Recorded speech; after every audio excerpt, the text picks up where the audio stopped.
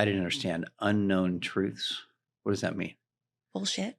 It means if you spend enough time thinking about it, you're making up stuff that's not true. Yeah. Well, it's unknown. Like, where are you going to? I don't know what's in your brain. And if I think about all of the things that are in your brain, it's an unknown truth. He doesn't love me. He thinks I'm fat. He thinks I did a terrible job. He's never going to want to call me back. Wait, it's an unknown lie.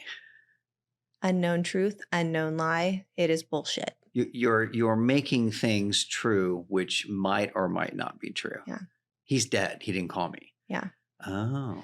You know, Brene Brown, she did thousands of hours on shame research. And I love this one piece that she provides. And I do this sometimes in my relationship. I could do it with you right now. Hey, Bart, the story I'm making up when I asked you how you were and you didn't give me any attention, I think I did something wrong to you. Are you mad at me? What? The story I'm making up is that you're mad at me because I asked you a question and you ignored me. You sent me a text and I was busy with a client. So you're not mad at me? Because I'm making that story up in my mind. Well, I'm so confused. I don't even know we had a text exchange. Let me look. But you made up a story that I'm mad at you because I didn't respond to a text quick enough? Yeah. Well, that was not very bright of you. Why would you do that? Well, don't shame me. that was really dumb. You are an idiot because you thought that. See, I imagined this going in a different way. I was thinking, and from my experience, saying, Bart, you're a dick because you ignored me. Well, that's probably true on many circumstances, but not because I ignored you. If I tell you that I'm making up a story in my head, then I'm putting the responsibility on myself and I'm giving you an ability to tell me if that's true or not. If I go and I go straight to, you're a dick because you did this, then that creates some friction and defensiveness. And we're not getting to the bottom of, I'm making up a story. Can you validate or invalidate that my story is correct? Yeah, but which human being besides you, Steph, the genius master practitioner, would use the phrase, hey, I just made up a story. I'm wondering if it's true. Well, Brene Brown, I mean, she's like a world. Okay, you and Brene as two people on the planet. It was so out of the box, I didn't even get it. You didn't get it. I didn't get it, but I love it because that's a great way of saying, hey, this thing happened, this trigger, you didn't text me back, or I texted you with no response. I just made up a story and tell me if I'm totally wrong or not. That is an elegant way to take responsibility for your emotions without causing a fight. Yeah. This video should be called How to Never Fight with Your Spouse Again. I mean, I really don't fight with my spouse very often. It's like, and when we do, it's like 15 minutes and it's done. Yeah, but for the record, he deserves more fights. That guy's a horrible human being. He likes to fight as much as I do. You should fight more with him. Which compatibility-wise I'm makes a lot of teasing sense, if you know. We all have a wonderful relationship with our husband. A lovely human being. So I love the phrase, I'm making up a story. Now, that is what we do all the time anyway about everything. Mm-hmm. But most people don't articulate it or acknowledge that I'm making up a story. And even the stories that we do tell or we think we witness are not true. We've all seen court testimonies on TV where 3 people saw the same event. Why witness? I watched him mug that girl. The other one's on that other side of the street. No, it wasn't that guy. It was that guy. No, he didn't mug her. He was helping her across the street and her purse, dropped. They're literally the same event. 3 different perspectives, all sincerely true, yet they made up different meanings. Oh, there's this great video. Maybe I can find it before this episode airs. There is a zoomed in shot of a guy running around the corner.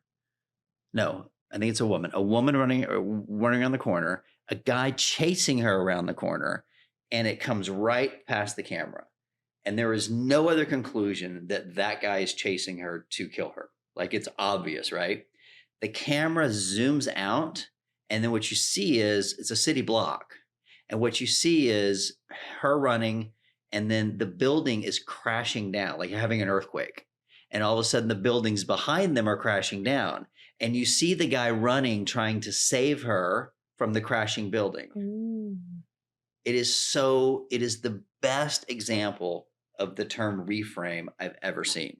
And so reframing is a term, again, probably from hypnosis or NLP lineage, which means you're taking the same picture, but you're putting a different frame on it. So if a little black and white picture or whatever the picture's on the wall, but you put a gold picture or you put a pink frame, Yeah. it changes the meaning just a little bit. Right. But you're making up a story, just like I made up a story that he's chasing that girl, and it may not be true. I just think it's brilliant that you would have, or Brene Brown would have the language to say that. Is that our challenge? Yeah. Next time you have a hurt, you would say, The I'm story, making up a story. the story I'm making up Mhm. is that you don't like me anymore. So I would call that a complex equivalent, which means it's equivalent. This action equals you don't like me anymore. Right. And I would say, Steph, I don't think that's accurate. I still like you. And I was unaware that action or lack of action would have that response. Would you accept my apology, and I'll be a little quicker on the tech next time? Wow, what an enrichment in our relationship to have that honest, fluid conversation without defense, right? So again, if we ask ourselves, what is our intention? My intention is to maintain a great relationship with you. Well, and I didn't even have to apologize because I did nothing wrong. Right. So that was even not unnecessary. Just, here, okay. We talked about your daughter. Okay, great. I'm fine. I'm just fine. Don't worry. I just don't want to fight. I'd rather have that honesty, Yeah. but the honesty is not, I'm right or you're wrong. The honesty is, hey, look, I made up a story. Can you tell me if it's true or not? I mean, that's a little harder in the beginning of relationships, but when you're family or you're in a relationship, I think that's a great way to say it. Yep. I made up a story and I'm wondering if this really means that. And sometimes it does. You know what? I didn't call you back because I'd rather see this other girl. Not you particularly. I'm just saying, like, there's sometimes the truth does hurt, but wouldn't you rather kind of know, like, oh, yeah, he's dating 3 people and he didn't call me back because he was on a date. I mean, that's kind of the worst scenario when you're dating, is maybe he's with somebody else and you kind of want to know the truth, but at the same time, he may also be, you just started dating 2 weeks ago. When you just start dating 2 or 3 weeks ago, you might be seeing multiple people. And at the end of the day, he might not really even like them, but you're making up that he likes her better. But what if they got tickets 6 months ago? I've had situations where I bought tickets for a trip and I'm like kind of about to end that relationship. And I'm like, well, can't change the name on the ticket. I guess I can go. And, that hasn't happened recently. But again, I still like this one better, but I just met her, blah, blah, blah. Well, we all have emotions inside of us and we all make up stories what those emotions mean. And I've acknowledged that I'm not a mind reader, but I am a vibe reader. So I can feel something moving, but I'm not necessarily, I don't know how to identify it always. So if I go to that person and say, the story I'm making up in my head is that I did something wrong and you're mad at me for it, then that gives that person the opportunity, like I said before, to invalidate or validate the concerns. And then we can save a lot of hurt feelings and a lot of criticism by just putting it on the table.